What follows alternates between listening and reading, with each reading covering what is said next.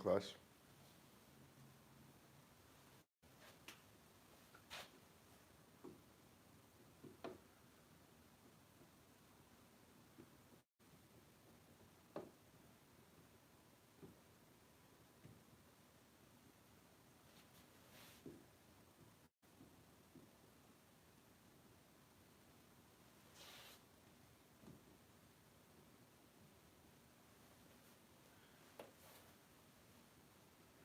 This is your homework review from last Thursday, 499.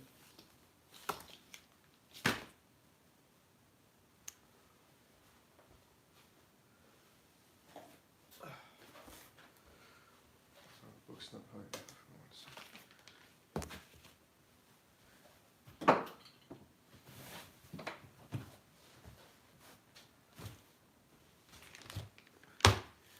Okay, that's better.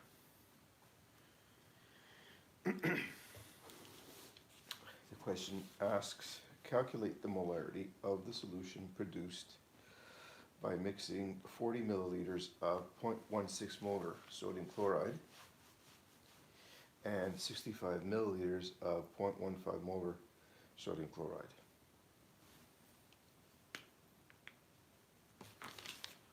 So, no.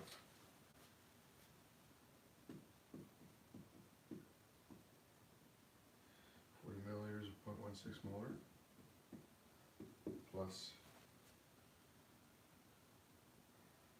65 milliliters of 0.15, all of it NaCl.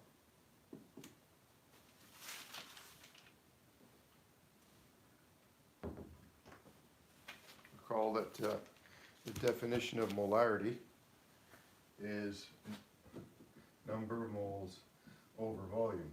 So what we have to find out is, first of all, the total moles of in each of these of sodium chloride, add the two amounts, and then divide it by the total volume, which will be this plus this, 105. So let's find first N for each one of these.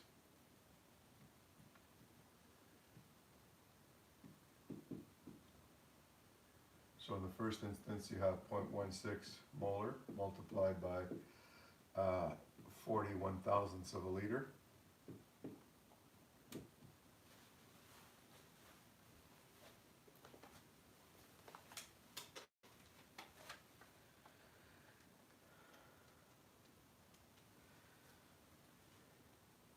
So 6.4 times 10 to the minus 3 moles of NaCl.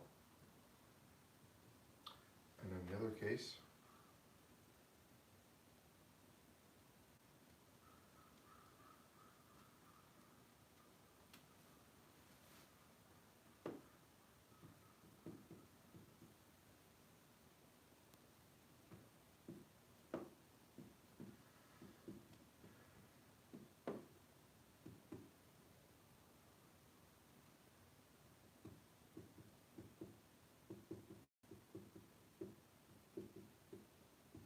so the total moles of NaCl, I'm going to use the top of the board now.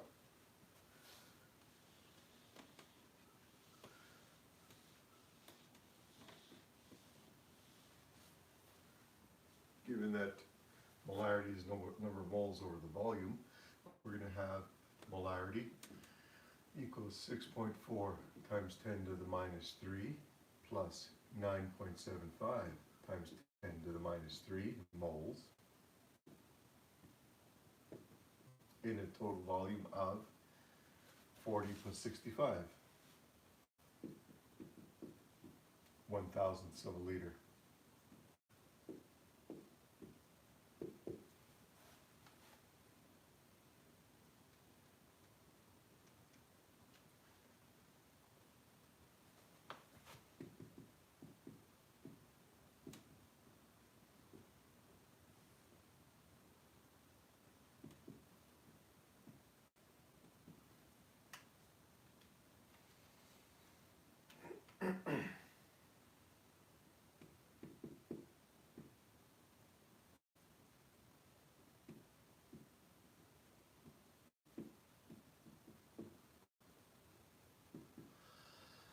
And we're only allowed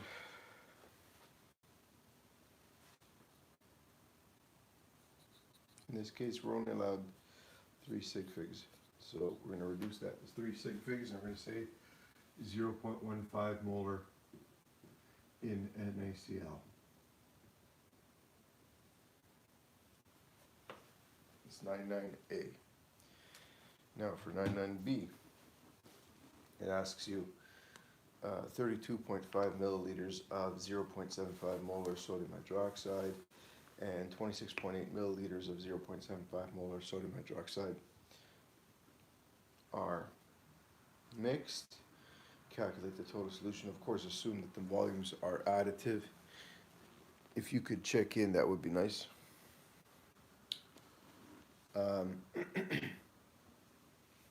Also, before I started this class, I uploaded the chapter 4 notes again. I used my back camera because I was noticing that the front camera wasn't giving you enough resolution. So with the back camera and 1 page at a time, you should be able to read it now.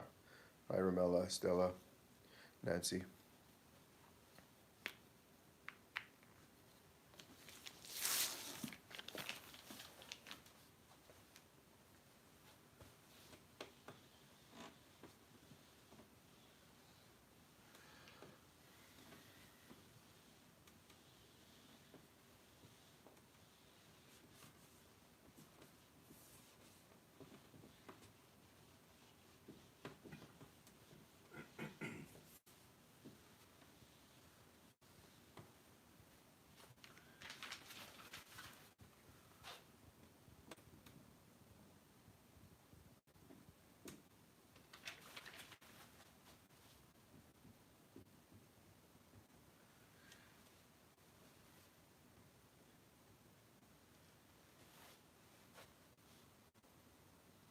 So in this case, you have 32.5 milliliters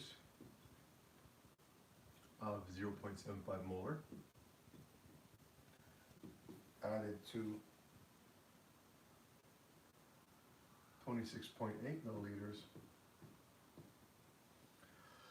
of 0.75 molar.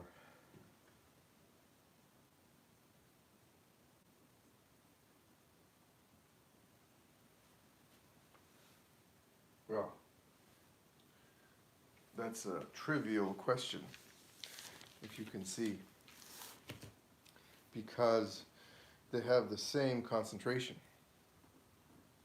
So there's no point to doing the molar calculation. You simply add the volumes and you'll get the same concentration because the concentration is not going to change.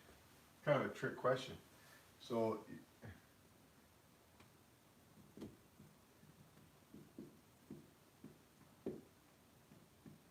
whatever these two add up to,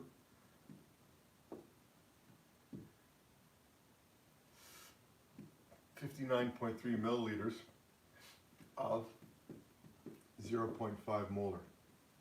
That was really a trivial question. I don't know if you did that on purpose. The other question I asked you to do was 103. So let's do 103. It says, the concentration of hydrogen peroxide in a solution is determined by titrating a 10 milliliter sample of the solution with a permanganate ion. If it takes 16.8 milliliters of 0.124 molar permanganate solution to reach the equivalence point, what is the molarity of the hydrogen peroxide solution? They give you a balanced redox equation, and the stoichiometry between the two things of interest are 2 and 5. So for every 2 moles of permanganate, you're going to need 5 moles of hydrogen peroxide to carry out the titration. So let's write out the equation, put in the appropriate numbers.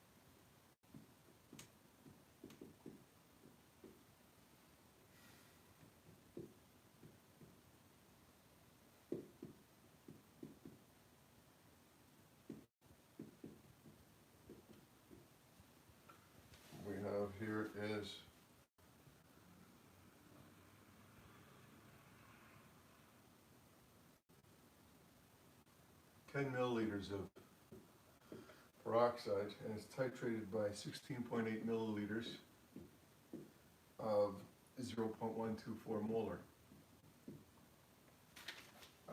The permanganate.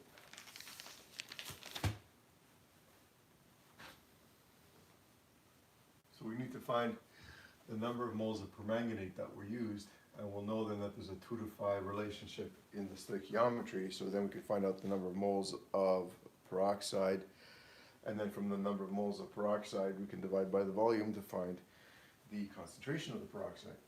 So we know that molarity is equal to number of moles over volume, therefore the number of moles, molarity times volume, is going to give you N. Let's plug in the values we have here. 0.124 molar, which is moles per liter, multiplied by 16.8 thousandths of a liter. Liters will cancel.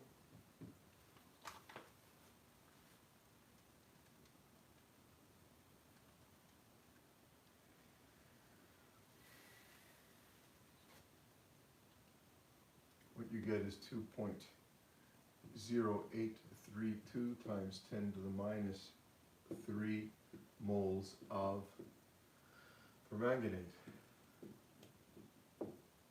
times 5 moles of peroxide used for every 2 moles of permanganate used, means that you're multiply by 5 and divide by 2, which means that you had 5.28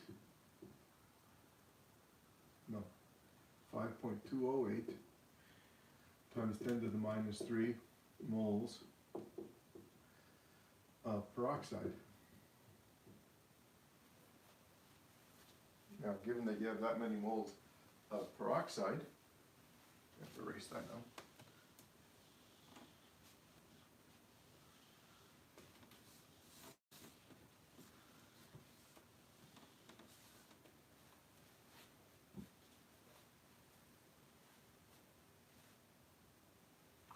And it's all being given in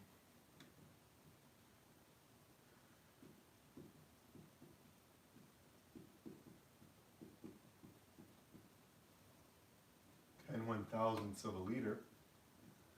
It's going to give you the concentration. So we'll divide that by 0.01, and it gives us the concentration of the peroxide is 0.5208 molar. I think we're only allowed 3 sig figs. Yeah. So we have to write 0.521 molar peroxide concentration. That's your final answer.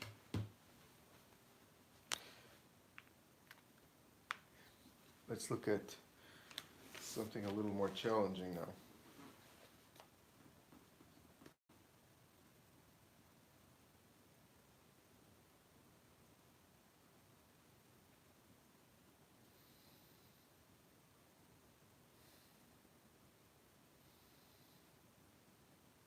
Okay, let's look 106. 106 is an interesting question.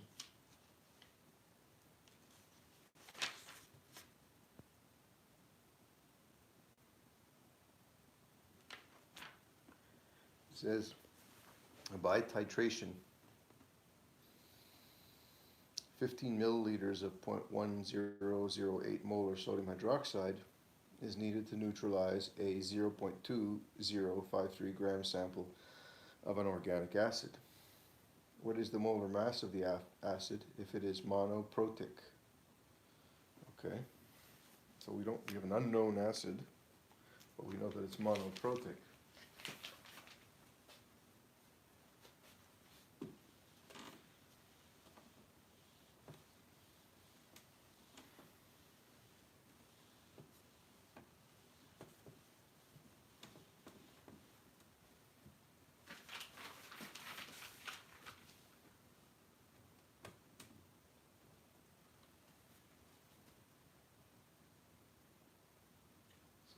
sodium hydroxide being used to titrate an unknown acid.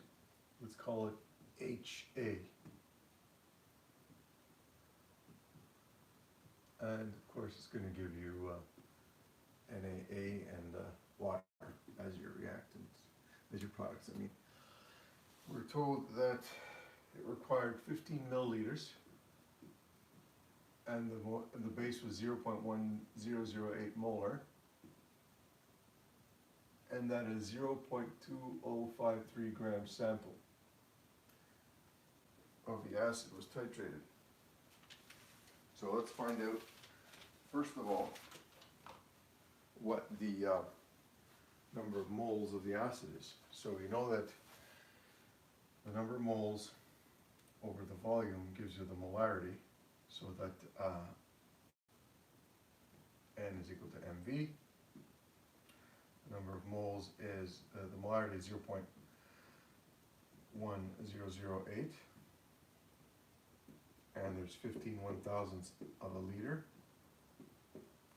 So the number of moles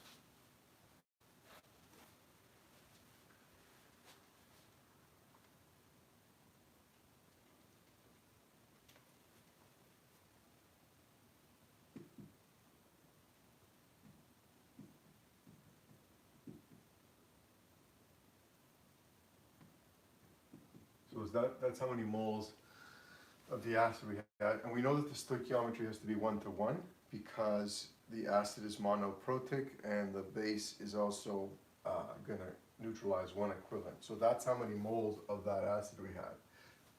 That's how many grams it is, that's how many moles it is, so that's how many grams per mole it is. So we can say the acid's molar mass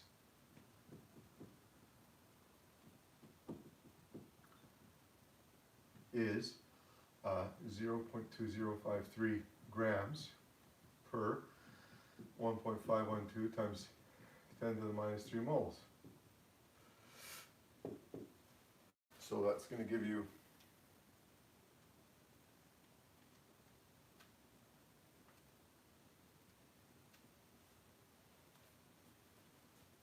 135.780423 grams per mole. Now they further say that the acid's percent composition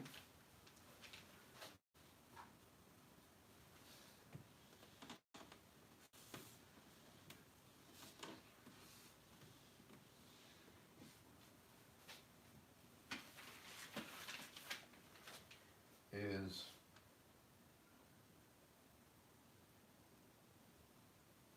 CH&O 70.6%, 23.5% oxygen, and 5.89% hydrogen. So assume a 100 gram sample.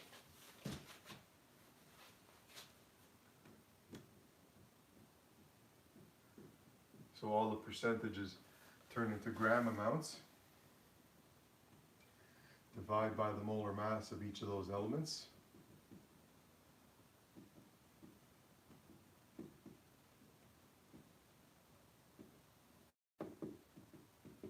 Calculate the resulting moles.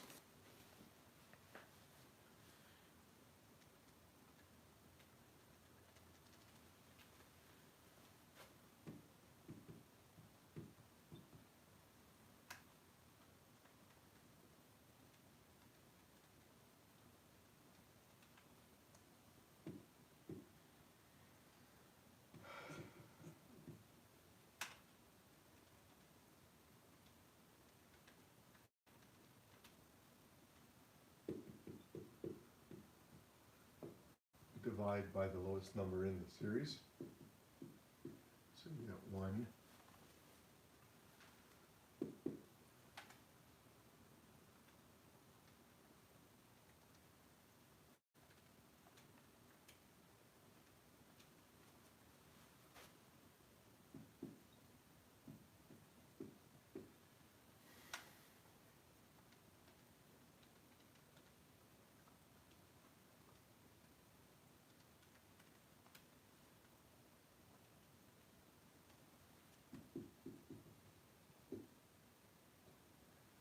So that's pretty well close to 4, 4, and 1. So our empirical formula is C4H4O1. Let's see what the empirical formula weight is. 4 times 12.011 plus 4 times 1.00794 plus 15.394 for the oxygen should give you a molar mass of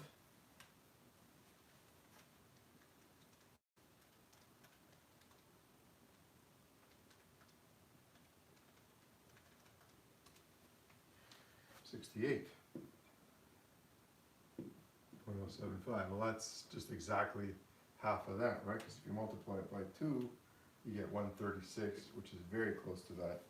So the actual formula, since the actual formula weight divided by the empirical formula weight is very close to 2, then we can say 2 times the formula is going to give you the actual formula. So the actual formula of your acid is C8H8O2.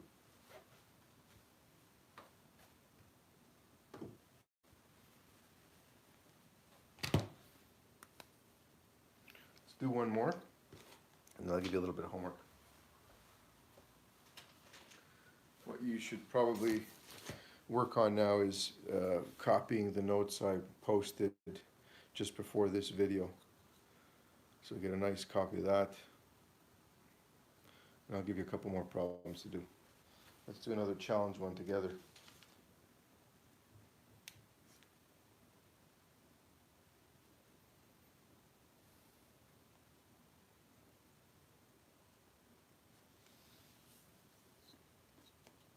Okay.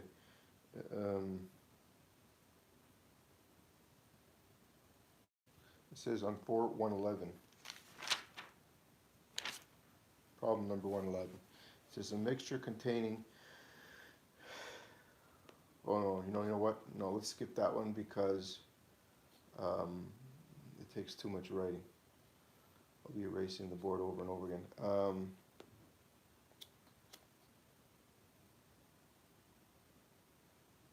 Yeah, let's do 107. It's a bit less writing. Okay, it says a 3.455 gram sample of a mixture was analyzed for barium ion by adding a small excess of sulfuric acid to an aqueous solution of the sample. The resultant reaction produced a precipitate of barium sulfate, which was collected by filtration, washed, dried, and weighed. If 0.2815 grams of barium sulfate was obtained, what was the mass percentage of barium in the sample? That's a typical analytical chemistry experiment. You're going to do that when you go to university. That's one of the things they'll do in analytical chemistry. They'll ask you to do a percent. It's called a gravimetric analysis. You find out what percentage of something is in a sample of powder.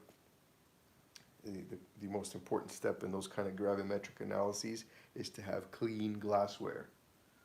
Clean glassware, and it has to be dried to constant weight. So basically you put your glassware in a drying oven overnight. The oven's at 120 degrees Celsius, and the glassware gets really dry so that when you weigh it, it gives you the exact weight of the glassware. And then you put in your sample of whatever it is you're extracting and do the procedure. But you got to be meticulous. If you're sloppy at following recipes, it doesn't work out. It's an exercise in frustration. Anywho, let's do that.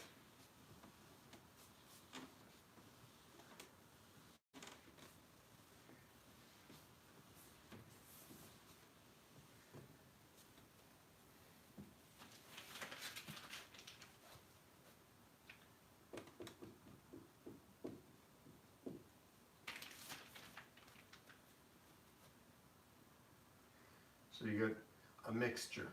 Let's call it mix. Mystery mix with it was 3.455 grams of it, and you mixed it with sulfuric acid because there was some barium in the mix. Call it Bamix. And when you add the sulfuric acid, the barium in the mix precipitates out and you get barium sulfate. And it's 0.2815 grams of barium sulfate.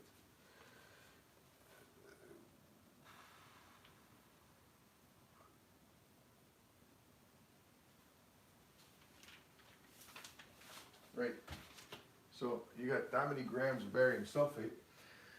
Let's find out how many moles that is. You got to know the molar mass of barium. That one I haven't memorized. So that is 137.327.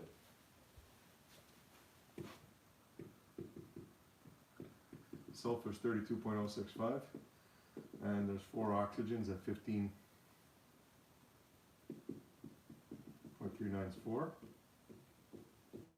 grams per mole. So now, the moles of barium sulfate is also going to give you the moles of barium.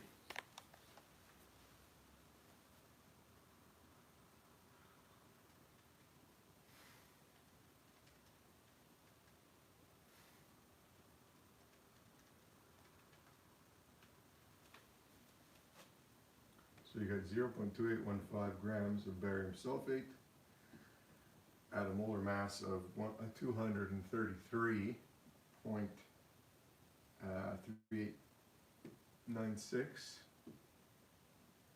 grams per mole. So that means you have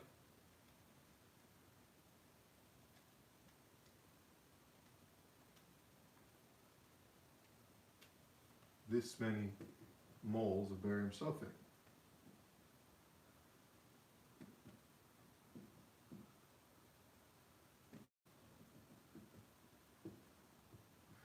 And of course of barium, because if you have 1 mole of barium sulfate, you have 1 mole of barium. That's how it goes. So you have 1.206 times 10 to the minus 3 moles of barium sulfate. You also have the same number of moles of barium. That barium is coming from the BAMX. So what are they asking?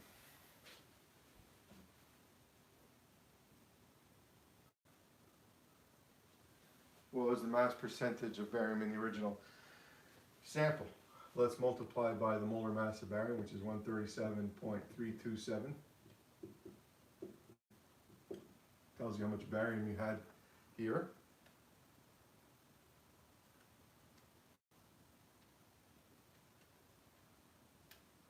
And you get 0.165,635,275 grams of barium. Now let's compare that to the original amount of mix. So you have 1.065, etc. grams of barium in a 3.455 gram sample. Multiply by 100 to turn into a percentage.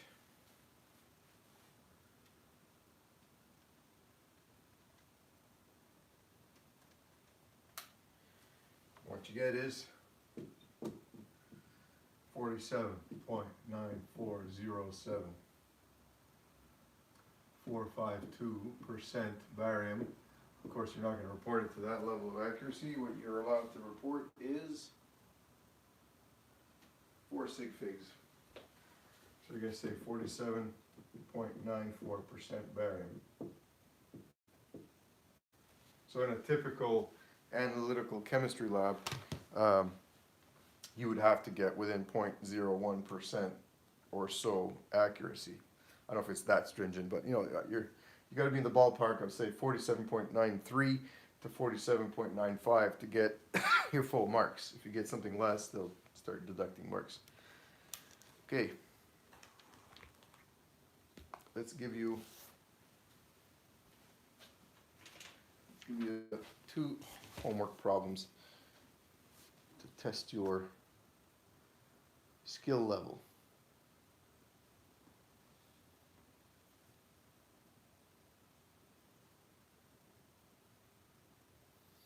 Try 104 and 105. Okay, homework.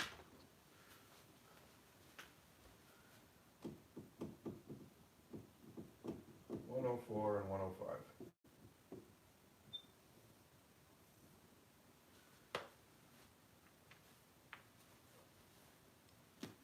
See you tomorrow.